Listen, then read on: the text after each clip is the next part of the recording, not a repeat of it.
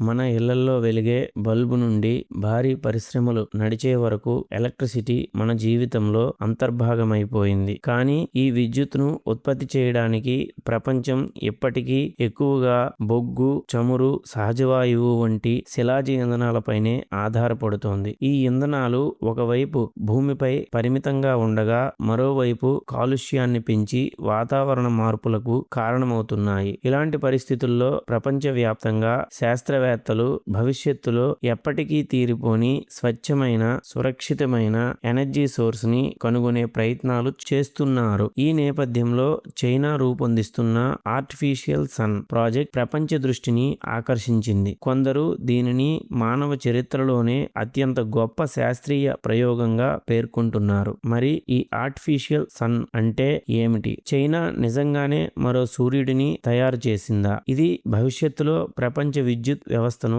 మార్చగలదా? ఒకవేళ ఈ ప్రయోగం ఫెయిల్ అయితే మన భూమి మనుగడకే ముప్పు వాటిల్లుతోందా? ఇలాంటి పూర్తి వివరాలు ఇప్పుడు ఈ వీడియోలో తెలుసుకుందాం. చైనా నిజంగానే మరో సూర్యుడిని తయారు చేస్తుందా అంటే కాదు అనే చెప్పాలి. ఆర్టిఫిషియల్ సన్ అనే పేరు విన్న వెంటనే చాలా మంది ఆకాశంలో కనిపించే సూర్యుడు లాంటి మరో నక్షత్రాన్ని చైనా సృష్టించిందని భావిస్తారు. కానీ ఇది నిజం కాదు. చైనా సూర్యుడిని తయారు చేయడం లేదు. సూర్యుడిలో సహజంగా జరిగే న్యూక్లియర్ ఫ్యూజన్ అనే ప్రక్రియను భూమిపై ప్రయోగశాలలో రిపీట్ చేయడానికి ప్రయత్నిస్తోంది. అందుకే ఈ ప్రాజెక్టు ఆర్టిఫిషియల్ సన్ అనే పేరు వచ్చింది. అంటే ఇది సూర్యుడి ఆకారం కాదు, సూర్యుడిలో శక్తి ఉత్పత్తి చేసే విధానాన్ని అనుకరించే ఒక సిమ్యులేషన్ టెక్నాలజీ. అసలు సూర్యుడిలో ఈ శక్తి ఎలా తయారవుతుందో ఒకసారి తెలుసుకుందాం. ప్రతి సెకను సూర్యుడి లోపల కొన్ని కోట్ల టన్నుల హైడ్రోజన్ అణువులు ఒకదానితో ఒకటి కలిసి హీలియం అణువులుగా మారుతాయి. ఈ ప్రక్రియను న్యూక్లియర్ ఫ్యూజన్ అంటారు. ఈ ప్రక్రియలో విడుదలయ్యే అపారమైన శక్తే లైట్. ఈ శక్తి వేడి రూపంలో అంతరిక్షంలోకి వ్యాపిస్తుంది. భూమిపై జీవం ఉండడానికి కూడా ఈ శక్తే ప్రధాన కారణం. మనకు వస్తున్న సోలార్ ఎనర్జీ ప్రతి మొక్కలో జరిగే ఫోటోసింథసిస్ కి చివరికి ఫాజిల్ ఫ్యూయల్స్ రూపంలో నిల్వైన శక్తి కూడా సూర్యుడి నుంచే పరోక్షంగా వచ్చింది. ఈ ప్రక్రియను భూమిపై చేయడం అంత సులభం కాదు. సూర్యుడి లోపల కొన్ని కోట్ల డిగ్రీల ఉష్ణోగ్రత, విపరీతమైన ప్రెషర్ ఉంటుంది. భూమిపై అలాంటి పరిస్థితులను కృత్రిమంగా సృష్టించాలి అంటే హైడ్రోజన్ ను దాదాపు 10 కోట్ల డిగ్రీల సెల్సియస్ కంటే ఎక్కువ ఉష్ణోగ్రత వద్ద వేడి చేయాలి. అప్పుడు అది సాధారణ వాయువుగా ఉండదు. అది ప్లాజ్మా అనే ప్రత్యేక స్థితికి మారుతుంది. ప్లాజ్మా అనేది ఒక పదార్థం యొక్క 4th స్టేజ్. ఇది సాలిడ్ గా ఉండదు,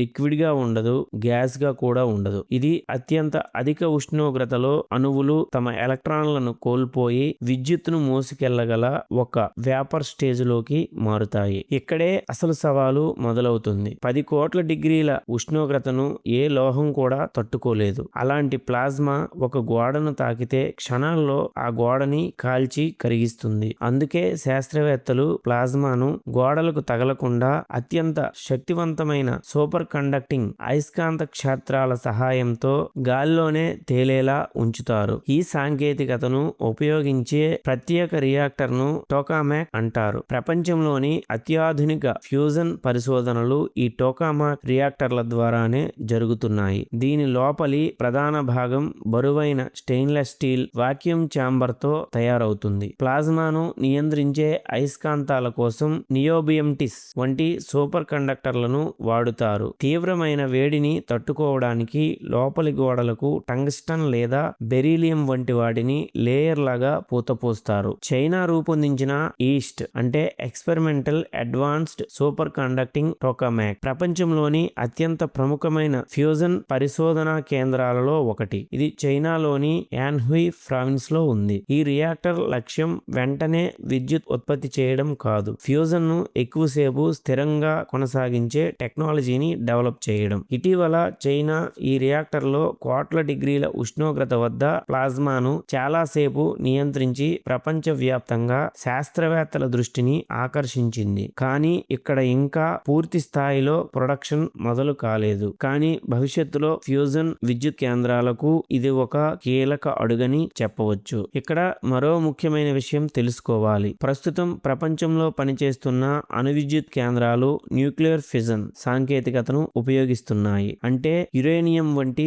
భారీ అణువులను విభజించి శక్తిని ఉత్పత్తి చేస్తాయి. దీనివల్ల ప్రమాదకరమైన రేడియోధార్మిక వ్యర్థాలు ఉత్పత్తి అవుతాయి. అయితే ఫ్యూజన్ లో చిన్న హైడ్రోజన్ అణువులు కలిసి హీలియంగా మారుతాయి. దీనివల్ల ఎక్కువ శక్తి లభించడమే కాకుండా దీర్ఘకాలిక రేడియోధార్మిక వ్యర్థాలు చాలా తక్కువగా ఉంటాయి. అందుకే ఫిజన్ కన్నా ఫ్యూజన్ ను భవిష్యత్తులో స్వచ్ఛమైన శక్తి వనరుగా సైంటిస్టులు భావిస్తున్నారు. అయితే ఈ ఆర్టిఫిషియల్ సన్ పనిచేయడానికి అవసరమైన ప్రధాన ఇంధనం డ్యూటీరియం. ఇది హైడ్రోజన్ కు చెందిన ఒక ప్రత్యేక ఐసోటోప్. నిజమైన సూర్యుడిలో హైడ్రోజన్ పరమాణువులు కలిసి అపారమైన శక్తిని విడుదల చేసినట్లే కృత్రిమ సూర్యుడిలో కూడా డ్యూటీరియం ను అత్యధిక ఉష్ణోగ్రత వద్ద ఫ్యూజన్ చేయడం ద్వారా భారీ శక్తిని ఉత్పత్తి చేస్తారు. సులభంగా చెప్పాలంటే ఒక థర్మల్ పవర్ ప్లాంట్ కు బొగ్గు ఎంత ముఖ్యమో కృత్రిమ సూర్యుడికి డ్యూటీరియం అంతే ముఖ్యమైన ఇంధనం. ఇందులో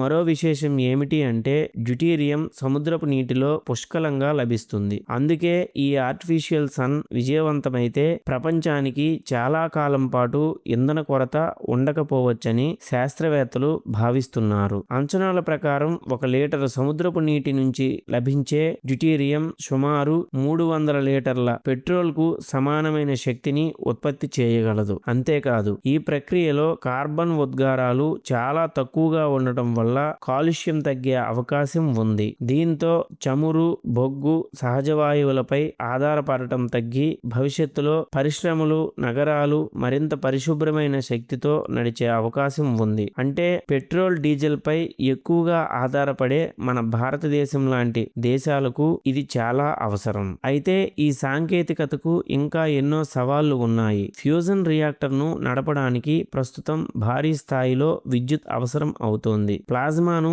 ఎక్కువసేపు స్థిరంగా ఉంచడం కూడా చాలా కష్టమైన పని. అంతేకాదు వాణిజ్యపరంగా లాభదాయకమైన ఫ్యూజన్ విద్యుత్ కేంద్రాలను నిర్మించడానికి ఇంకా అనేక సంవత్సరాల పరిశోధన అవసరం. అందువల్ల ఆర్టిఫిషియల్ సన్ ఇప్పటికిప్పుడు మన ఇళ్లకు విద్యుత్ అందించే సాంకేతికత కాదు, కానీ భవిష్యత్తులో ప్రపంచంలోని శక్తి రంగాన్ని మార్చగల సామర్థ్యం మాత్రం దీనికి ఉందని శాస్త్రవేత్తలు విశ్వసిస్తున్నారు. అయితే ఇక్కడ మనకి ఒక డౌట్ రావచ్చు. చైనా ఆర్టిఫిషియల్ సన్ ప్రయోగం విఫలమైతే ఎలాంటి అణు విస్ఫోటనం లేదా ఏదో పెద్ద తరహా రేడియో ధార్మిక ప్రమాదాలు జరుగుతాయా అని. సమాధానం అస్సలు జరగవు. ఈ ఫ్యూజన్ రియాక్టర్ లో ఏవైనా సాంకేతిక లోపాలు తలెత్తితే సూర్యుడి కంటే ఎక్కువ వేడితో ఉండే ప్లాజ్మా క్షణాల్లో చల్లబడిపోయి జస్ట్ మంటలు ఆరిపోయినట్లు దానంతట అదే ఆగిపోతుంది. అయితే నియంత్రణ తప్పిన ప్లాజ్మా వల్ల టోకామాక్ యంత్రం లోపలి గోడలు మరియు కోట్ల రూపాయల విలువైన సూపర్ కండక్టింగ్ అయస్కాంతాలు దెబ్బతినే అవకాశం ఉంది. దీనివల్ల చైనాకు భారీగా ఆర్థిక నష్టం జరగడమే కాకుండా యంత్రాన్ని తిరిగి బాగు చేయడానికి మరికొన్ని సంవత్సరాల సమయం పడుతుంది. సింపుల్ గా చెప్పాలంటే ఇది కేవలం శాస్త్రవేత్తలకు ఆర్థిక మరియు సమయ నష్టాన్ని కలిగిస్తుంది తప్ప ప్రజలకు ఎలాంటి ప్రాణాపాయాన్ని కలిగించదు. అయితే చైనాలో ఈ ప్రాజెక్ట్ నిర్మాణ పనులు 2003లో ప్రారంభమై 2006 నాటికి పూర్తయ్యాయి. ఈ రియాక్టర్ ప్రాథమిక నిర్మాణానికి సుమారు 350 కోట్ల రూపాయల ఖర్చు కాగా ప్రస్తుతం చైనా తన అణుఫ్యూజన్ పరిశోధనల కోసం ఏడాదికి దాదాపు 12,500 కోట్ల రూపాయల భారీ బడ్జెట్ ను కేటాయిస్తోంది. ప్రస్తుతం ప్రయోగాల దశలో ఉన్న ఈ సాంకేతికత ద్వారా 2030 నాటికి మొదటిసారిగా విద్యుత్ ఉత్పత్తిని ప్రదర్శించాలని, అలాగే 2050 నాటికి దీనిని పూర్తిస్థాయి వాణిజ్య పవర్ ప్లాంట్ గా మార్చి ప్రజలకు నిరంతర క్లీన్ ఎనర్జీని అందించాలని చైనా ప్రభుత్వం లక్ష్యంగా పెట్టుకుంది. చైనా మాత్రమే కాదు, America, France, Japan, South Korea, Europe మరియు భారతదేశం కూడా ఫ్యూజన్ పరిశోధనలో కీలక పాత్ర పోషిస్తున్నాయి. ముఖ్యంగా ఫ్రాన్స్ లో నిర్మాణంలో ఉన్న ITER ప్రపంచంలోనే అతిపెద్ద అంతర్జాతీయ ఫ్యూజన్ ప్రాజెక్ట్. ఇందులో భారత్ కూడా భాగస్వామిగా ఉంది. అంటే ఫ్యూజన్ అనేది ఒక్క దేశం సాధించే విజయం కాదు, మానవజాతి మొత్తం కలిసి సాధించాలనుకుంటున్న శాస్త్రీయ లక్ష్యం. చివరగా చెప్పాలంటే ఆర్టిఫిషియల్ సన్ అనేది రెండో సూర్యుడు కాదు, కానీ సూర్యుడిలో జరిగే శక్తి ఉత్పత్తి ప్రక్రియను భూమిపై సృష్టించే ప్రయత్నం. ఇది పూర్తిగా విజయవంతమైతే భవిష్యత్తులో విద్యుత్ ఉత్పత్తి విధానాన్ని పూర్తిగా మార్చే అవకాశం ఉంది. ఉంది. అయితే ఆ రోజు రావడానికి ఇంకా సమయం ఉంది. శాస్త్రవేత్తల పరిశోధనలు విజయవంతమైతే రాబోయే తరాలు కాలుష్యం తక్కువగా ఉండే అపారమైన శక్తితో నడిచే ప్రపంచాన్ని చూడవచ్చు. కాబట్టి ఆర్టిఫిషియల్ సన్ అనేది కేవలం చైనా ప్రాజెక్ట్ మాత్రమే కాదు. ఇది భవిష్యత్ మానవ నాగరిక శక్తి ప్రయాణంలో ఒక కీలక మైలురాయి అని చెప్పవచ్చు. నా ఈ ఎక్స్ప్లెనేషన్ మీకు నచ్చినట్లయితే నా వీడియోని లైక్ చేయండి, షేర్ చేయండి, నా ఛానల్ని సబ్స్క్రైబ్ చేయండి. Thank you.